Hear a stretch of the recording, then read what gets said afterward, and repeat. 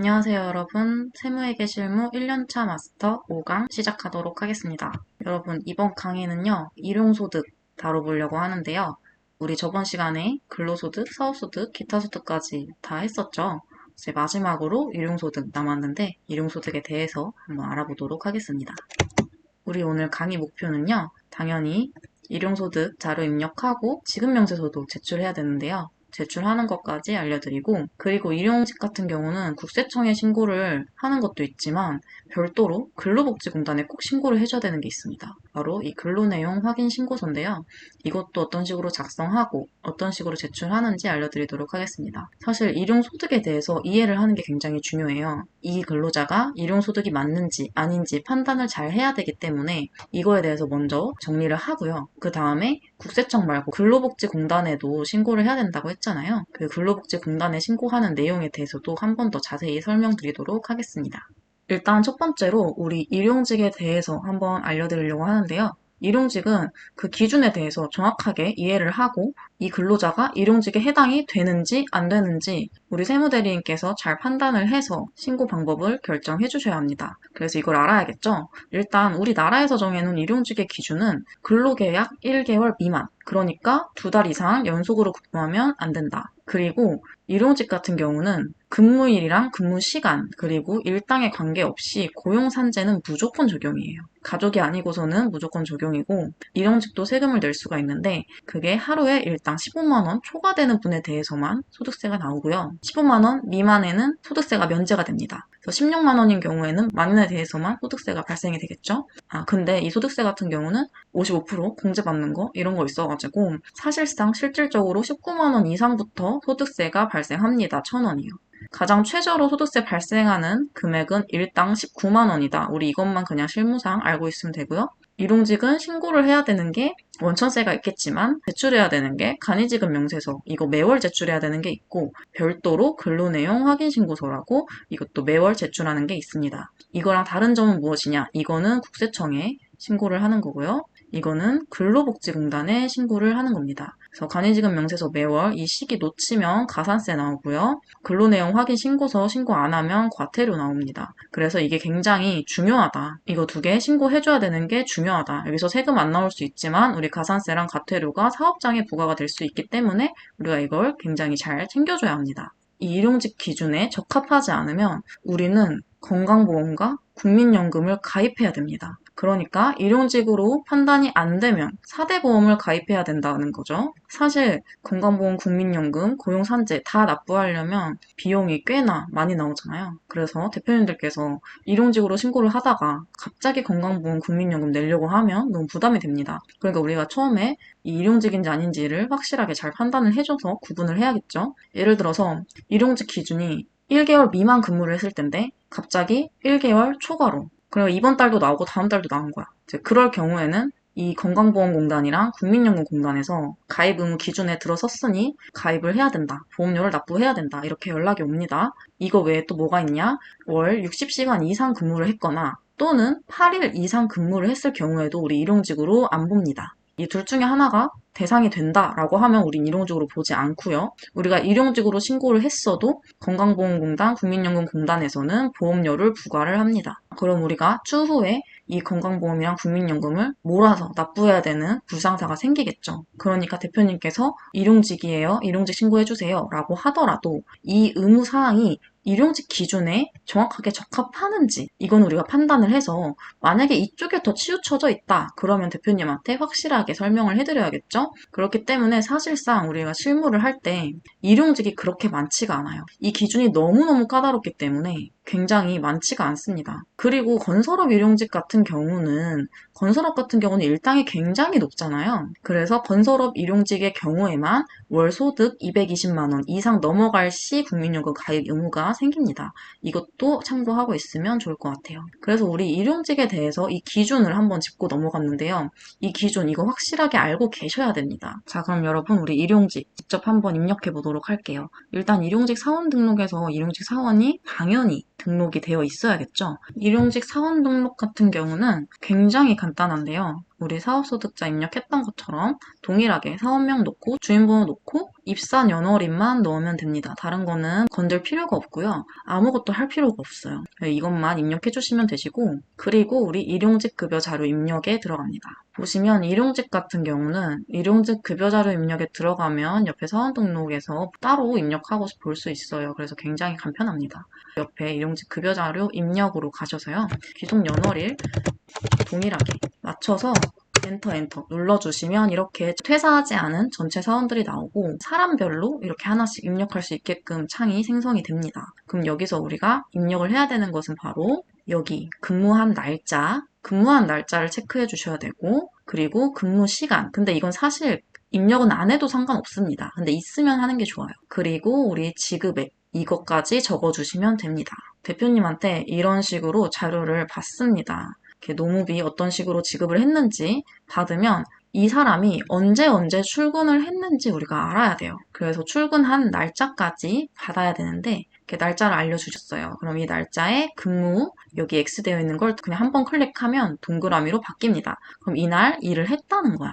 이날 일을 했는데 몇 시간을 했나? 몇 시간을 했을까요? 5.5시간을 했대. 5.5개 시간 단위로 쓰시면 됩니다. 시간 단위로. 그리고 옆에 지급액에다가 우리 근무 일당을 써주시면 되겠죠. 이런 식으로. 그래서 아까도 말씀드렸죠. 15만 원 이상 넘어가는 거에 대해서만 소득세가 나온다. 근데 16만 원 했는데 왜 안 나올까요? 여기 보시면 안 나오죠. 안 나오는 이유는 그 일용소득 공제, 근로소득 공제가 들어가는데 공제액에서 이미 다 까진 거예요. 그래서 제가 아까 말씀드렸죠?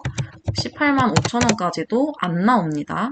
언제 나오냐? 19만 원부터 나옵니다. 19만 원부터 나요? 최소 금액은 19만 원이다. 그렇게 그냥 알고만 있으면 돼요. 하루에 19만 원 안 나오면 세금은 안 나옵니다. 뭐 이런 식으로 알고 있으면 돼요. 그래서 이대로 입력을 해주시면 되고, 이 고용보험은 일용직일 경우에는 무조건 고용보험이 발생이 됩니다. 그래서 자동으로 이렇게 나오시는 거예요. 이런 식으로 입력을 해주시면요. 얘네가 알아서 자동으로 고용보험 산출되고요. 소득세도 알아서 산출이 됩니다. 근데 하루에 19만 원 넘는 날이 없기 때문에 우리 소득세 이분은 내실 필요가 없네요. 자, 이렇게 입력이 끝났어요. 그러면 여기서 끝나냐? 아니요. 일용직 입력은 여기서 끝난 거고, 그러니까 어떻게 보면 급여대장 작성을 한 거죠. 그러면 우리 뭐 해야 되나요? 우리 사업소득 했던 것처럼 일용소득 지급명세서 작성해야 된다고 했죠. 그러면은 여기 나와서 보면은 맨 밑에 일용근로소득 지급명세서라는 곳이 있습니다. 여기서 월별로 조회를 해주면 되죠. 우리 9월이니까 9월 해주시면 아까 입력했던 금액이 여기 이렇게 고스란히 나와 있어요. 그래서 이 입력 금액이랑 소득세나 이런 거 맞는지 확인을 해주시고 다 맞다라고 하면 마감해주시면 됩니다. 그러니까 일용직 같은 경우는 입력하는 건 진짜 쉬워요. 아까처럼 일용소득 자료 입력 가서 입력을 하면 자동으로 다 불러와지죠. 이거 자체를 그래서 제출을 해주면 된다. 전자신고는 여기 가서 합니다. 일용직 전자신고. 여기서 제작해서 사업소득이나 기타소득처럼 똑같이 신고해 주시면 되고요. 그리고 우리 일용직 급여 입력을 하면 아까 뭐 해야 된다고 했죠? 근로내용 확인신고서 꼭 작성해야 된다고 했잖아요. 그거 한번 알려드릴게요. 우리 근로내용 확인신고서도 위아고에서 간단하게 입력을 할 수 있는데요. 보시면 여기 근로소득관리에는 없습니다. 어디에 있냐? 사회보험관리 이 밑에.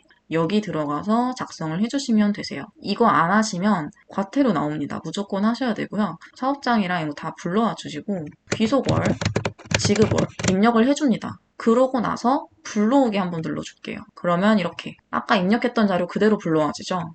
진짜 간단합니다. 이대로 마감해서 신고하면 되지만 간혹 가다가 일용직 일괄 입력으로 일용직 같은 경우도 여기 급여 일괄 입력으로 입력하시는 분도 있어요. 이거로 입력할 경우에는 이게 안 불러와지니까 직접 손으로 입력을 해주셔야 됩니다. 여기 같은 경우는 우리는 불러왔기 때문에 사실 여기서 입력해야 될 게 없어요, 우리는. 그냥 어떤 식으로 작성하는지 유의사항만 알려드리도록 할게요. 처음에 보시면 우리 사업장 불러오잖아요. 이 말은 무엇이냐? 우리 사업장 성립신고가 되어 있어야 된다. 그러니까 근로복지공단에 이 사업장이 신고가 되어 있어야 된다는 겁니다. 이거 다음 시간에 또 알려드릴게요. 사업장 불러와 주시고 이 현장 같은 경우는 우리 굳이 불러오지 않습니다.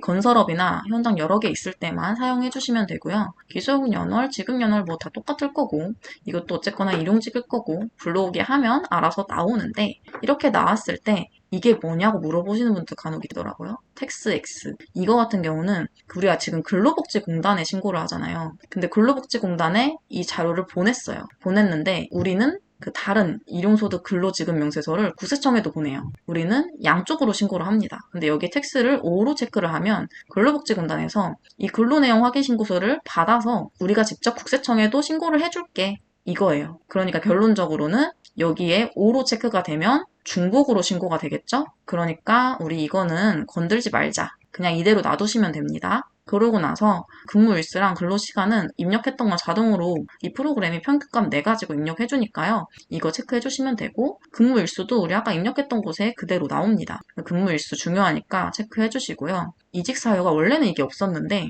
몇 년 전에 생겼어요. 이직사유가 무조건 들어가야 되는데 이직사유 같은 경우는 세 가지가 있습니다. 회사의 사정이나 부득이한 개인 사정이나 기타 개인 사정이나 이 의미 없습니다. 의미 없고요. 그냥 1번으로 가시면 되세요. 이거 그리고 뭐 딱히 볼 거는 없습니다. 이거 외에는 입력할 게 굳이 없어요. 정말 간단하기 때문에 이것만 하시면 되고 여기서 이제 신고자 정보 눌러보실게요. 여기 신고자 정보 눌렀을 때 처음에는 이게 없을 거예요. 이거는 여기서 사업장 정보 불러오기 하면 나옵니다. 사업장 정보 이걸 불러와야지 우리 신고서에 자동으로 이런 정보들이 들어가거든요. 이게 정보 없이 신고서만 접수하면 당연히 안 되겠죠. 이렇게 쓰고 나서 여기서 옛날 같은 경우는 바로 공단 마감을 하고 신고를 여기서 할 수가 있었는데 요즘은 그게 막혔어요. 정보 제공 동의를 하지 않으면 여기서 바로 공단에 이 서류를 보낼 수가 없습니다. 그렇기 때문에 우리는 이거를 직접 팩스로 접수를 해주셔야 돼요. 여기 인쇄 누르셔가지고 다 입력이 되어 있는 창으로 나오거든요. 이거 자체를 보내주면 되는데 출력 설정에서 도장, 대표님 도장 입력해서 팩스로 보내주시면 돼요. 그러면 이 근로내용 확인 신고서 접수는 끝납니다. 그럼 여기서 팩스 번호 어떻게 찾아요? 하고 물어보실 수도 있을 것 같아서 팩스 번호 찾는 법도 알려드릴게요. 네이버에 근로복지공단 지사찾기라고 검색을 하시면 여기 직원 연락처 조회할 수 있는 탭이 나옵니다. 지사 같은 경우는 사업장 주소지로 검색을 하시면 되세요. 검색하시면 여기 상세보기라고 나와요. 상세보기에서 밑으로 쭉 내리시면 이렇게 팩스 번호랑 연락처 나오니까요. 이 팩스 번호 가지고 하시면 됩니다. 우리는 여기 부서 어디에다 제출해야겠어요? 가입지원부. 보험료 부가 있죠? 여기다가 보내시면 돼요. 만약에 모르겠어, 헷갈린다 그러면 그냥 대표 팩스로 보내시면 됩니다. 팩스까지 다 보냈다. 그리고 우리 이제 마지막으로 뭐 해야 되겠어요? 원천징수 이행사항 신고서에 제대로 들어와 있는지 확인해줘야겠죠? 여기 들어가셔서 이렇게 근로소득 안에 들어가 있어요. 일용근로. 여기에 포함이 되어 있어야 됩니다. 간혹 가시다가 이거 일용직 여기 신고 안 하시는 분들도 있더라고요. 이 소득세가 안 나올 경우에는 사실 안 해도 되긴 해요. 왜냐면은 납부할 세금이 없으면 납부할 가산세도 없잖아요. 그래서 뭐 굳이 안 해도 되긴 하는데 원칙적으로는 우리 원천징수 이행사항 신고서랑 지급명세서는 별도입니다. 원칙적으로는 따로따로 신고를 해줘야 되기 때문에 우리 1년 차잖아요. 혹시 나중에 문제 생기면 안 되니까 우리 꼭 원천징수 이행사항 신고서도 제출을 해주자. 원천세 신고랑 일용소득 지급명세서 제출은 별도라고 했죠. 그리고 근로내용 확인 신고서 같은 경우는 이 근로내용 확인 신고서 제출 기한은 15일까지예요. 말일까지 아니고 15일까지이기 때문에 그냥 원천세 신고할 때 같이 해버리시는 게 좋을 것 같아요. 그리고 우리 이거 아까 처음에 말씀드렸지만 한 번 더 짚고 넘어가겠습니다. 일용직 같은 경우는 일용직 조건에 해당되지 않으면 보험료가 부과될 수 있다. 보험 가입하라고 연락 올 수 있다고 했죠. 그런 게 대부분 어떤 것이냐? 8일 이상 하시거나 월 60시간 이상 하시거나 2달 연속으로 근무할 경우에는 보험 가입하라고 나올 수 있으니 우리가 급여대장 먼저 받았을 때 대표님들한테 체크해보고 이거 좀 우려가 된다라고 하면은 얼른 피드백을 드려야 됩니다. 그리고 사실 파트타임 근로자라고 하면 일용직이라고 생각하는 사람들이 굉장히 많으신데 원칙적으로 이거 아니죠. 파트타임 근로자라고 하더라도 2달 이상 연속으로 할 수 있고 60시간 이상 넘어갈 수 있고 8일 넘어갈 수 있죠. 그럴 때는 사대보험 가입 의무가 된답니다. 그러니까 우리 일용직의 경우가 그닥 많지 않아요. 그러니까 대표님들도 이 파트타임 근로자와 일용직을 동일하게 생각하지 않도록 우리 잘 말씀해드려야겠죠? 우리 그럼 근로소득, 사업소득, 기타소득, 일용소득까지 우리 1년 차 때 할 수 있는 원천세에 대한 소득들 전부 다 배웠는데요. 작성했던 이 신고서들, 전자신고하는 방법 마지막으로 알려드리도록 하겠습니다. 자, 그럼 우리 위약으로 가볼게요. 전자신고 어디서 한다고 했죠? 여기 전자신고 탭에 있습니다. 여기 보시면 원천징수 전자신고 있고 일용직 전자신고 있고 간이지급명세서 전자신고 있어요. 우리 이 세 개가 전자신고 할 것이다. 국세청에 전자신고하는 탭이다 라는 거고요. 우리 처음에 원천징수 이행상환 신고서 먼저 가보겠습니다. 제가 모든 소득에 대해서 알려드리고 마지막에 항상 이 원천징수 이행상환 신고서 가서 확인해야 된다라고 했죠. 우리가 이 원천징수 이행상환 신고서를 불러왔을 때 입력했던 소득들이 제대로 들어가 있는지 확인해야 된다라고 했었죠. 근로소득이 있었으면 여기에 들어가 있을 것이고 일용직이면 여기 있어야 되고 사업소득 여기 있어야 되고 기타 소득도 여기 있어야겠죠. 그래서 이 금액들이 전부 일치하다 라고 하면 마감을 해주면 됩니다. 원천징수 이행사항 신고서에 대해서 조금만 더 자세히 설명을 드리자면요. 신고 부분에 매월인지 반기인지 여기서 체크가 돼요. 우리는 지금 매월 신고의 대상으로 말씀드리고 있기 때문에 매월에 체크가 되어 있어야겠죠? 이게 반기에 체크가 되어 있다라고 하면 그 거래처가 실제로 반기 대상자일 수도 있고 아니면 체크가 잘못되어 있을 수도 있는데 이거 체크하는 거는 여기서는 안 바뀌고요. 인사 환경 설정 여기 들어가시면 반기랑 매월을 선택할 수 있어요. 여기 있죠. 반기별을 사용하는지 안 하는지 반기별 사용한다라고 하면은 자동으로 여기에 반기로 체크가 됩니다. 네, 우리 매월인지 반기인지 잘 체크해 주시고 보시면 여기도 수정, 연말, 소득처분, 환급 신청이라고 있죠. 이거 같은 경우는 수정 신고일 경우에 자동으로 수정으로 체크가 되고 연말 같은 경우는 우리 연말정산 신고할 경우 여기 연말정산에 금액 있는 경우에 자동으로 체크가 됩니다. 그리고 소득처분 같은 경우는 우리 법인세 신고할 때 대표자 상여로 처분한 거에 대해서 체크가 되는 것이고 환급 신청은 우리 밑에 있는 이 환급세액, 환급 신청을 했을 경우에 체크가 됩니다. 그래서 이런 부분 같은 경우는 여기에 있는 거를 실제로 신고를 했을 경우에만 체크가 되어 있으면 되고요. 우리 평소에는 없어요. 평소에는 체크가 안 되어 있을 거예요. 그래서 이대로 해주시면 되고 환급 신청 여기부터 여기까지는 환급 신청하실 때만 사용을 합니다. 간혹 가다가 우리가 연말정산을 해서 환급받을 세액이 나올 수가 있는데요. 원천세 같은 경우는 이 환급 신청을 무조건 하는 게 아니고 원천세는 매월 내니까 여기 미환급 세액에 누적을 시켜놓고 다음 달 납부할 세액에서 이렇게 차감하는 방식으로 진행합니다. 근데 간혹가다 대표님께서 좀 자금이 부족하시거나 아니면 이 금액이 크다라고 할 때는 환급 신청을 요청할 수도 있는데요. 그럴 땐 여기를 통해서 환급 신청을 하시면 되고 뒤에 있는 이 부족 서류들을 작성함으로써 환급 신청할 수 있으니까요. 그 환급 신청 같은 경우는 제가 나중에 1년차 때는 아마 안 나올 것 같고 다음에 한번 알려드릴 수 있도록 하겠습니다. 그래서 이대로 우리는 마감을 할게요. 자, 그러면 우리가 마감을 했으면 여기서 제작을 해서 신고를 하면 되겠죠? 원천징수 전자신고 여기로 들어가셔서 지급기간 우리는 항상 지급월 기준으로 신고한다 했잖아요. 그래서 지급기간 선택해 주시고 신고할 거래처 체크해 주시면요. 여러 개 한 번에 할 수도 있습니다. 체크해 주시고 전자신고 파일을 제작을 해줍니다. 변환 파일 비밀번호 무조건 들어가야 되는데요. 이거 어차피 이따가 바로 입력할 거라서 그냥 간단하게 뭐 0000 해줘도 되고 1, 2, 3, 4, 5, 6, 7, 8 해주셔도 됩니다. 여기 홈택스 아이디 있죠. 이거는 우리 세무대리인 아이디가 들어가야 된다. 그것만 알고 계시면 됩니다. 그 아이디 어디서 바꿀 수 있어요? 여기 제출자 구분 여기 들어가시면 입력할 수 있어요. 전자신고 파일 제작됐으면 홈택스 들어가서 제출해 줄게요. 당연히 세무사무실 아이디로 접속하시면 되겠죠? 우리는 신고납부 여기 원천세로 들어갑니다. 여기에 들어가셔서 파일 변환 신고 가로치고 회계 프로그램 있잖아요. 여기 들어가서 제출해 주시면 되고요. 여기 보시면 수정신고, 기한 후 신고 이것도 전부 다 여기서 하시면 됩니다. 이거는 신고서 자체를 처음부터 작성하는 거기 때문에 기한 후 신고든 수정신고든 회계 프로그램에서 전자신고 파일로 제작해서 신고하는 거는 무조건 여기 들어가시면 됩니다. 그리고 여기서 파일을 찾아서 입력을 해주시면 되는데요. 저장해놨던 전자신고 파일을 넣어주시면요. 형식 검증하기라고 이 밑에 있죠? 이걸 눌러주시고 아까 입력했던 비밀번호 8자리 써주시면 돼요. 확인 하시면 여기서 자동으로 형식 검증을 하기 시작하는데요. 기다릴 필요 없이 바로 형식 검증 결과 확인 눌러주시고 파일 형식 검증에 오류가 안 나죠? 그럼 내용 검증 눌러줍니다. 약간 있다가 또 내용 검증에서 오류가 안 날 때까지 가주시면 됩니다. 확인 눌렀을 때 이렇게 오류가 안 나야 돼요. 00 여기 오류가 나면 신고가 안 됩니다. 그럴 경우에는 오류 내역 확인해서 신고서를 고쳐주셔야겠죠? 근데 대부분 원천세에서는 오류 날 일이 없어요. 그만큼 쉽기 때문에. 전자파일 제출 눌러서 전자파일 제출하기 하시면 원천세 신고는 이렇게 제출이 됩니다. 전자파일로 신고하니까 굉장히 간단하죠. 이 화면이 나오면 정상적으로 제출이 된 거예요. 그리고 옆에 신고내역 조회로 가보시면 여기서 우리가 신고했던, 그러니까 이 아이디로 신고했던 신고서들이 다 조회가 되시고 옆에 있는 여기 납부서 이걸 눌러서 납부서를 출력할 수 있습니다. 이렇게 이 납부서를 출력해서 대표님께 넘겨드리면 되겠죠. 그 원천징수 이행상황 신고서는 여기서 신고가 됐고요. 우리 또 뭐 해야 되겠어요? 아직 끝나지 않았죠.